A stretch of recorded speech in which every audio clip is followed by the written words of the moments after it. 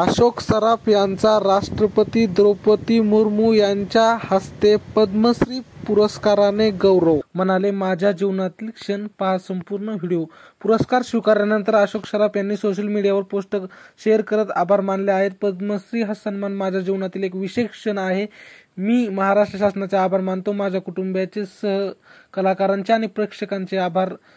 तुमच्या प्रेमाशिवाय हे शक्य झालं नसतं. तुमचं प्रेम आणि आशीर्वाद कायम असाच राहू द्या, असं त्यांनी पोस्टमध्ये म्हटलं आहे. अशोक सराफ यांना सर्वजण प्रेमाने मामा अशी हाक मारतात. अशोक मामांचा जन्म 1947 साली मुंबईतच झाला. 1969 पासून ते सिनेसृष्टीत कार्यरत आहेत. मराठीसोबतच त्यांनी अनेक हिंदी सिनेमामध्ये काम केलं. जानकी या सिनेमातून त्यांचे अभिनयात पदार्पण झाले. यानंतर त्यांनी आयत्या घरात, घरोबा, अशी बनवा बनवी, बाळाचे बाप, ब्रह्मचारी, भूताचा भाऊ, धूम धडाकासह 300 पेक्षा जास्त सिनेमांमध्ये काम केलं.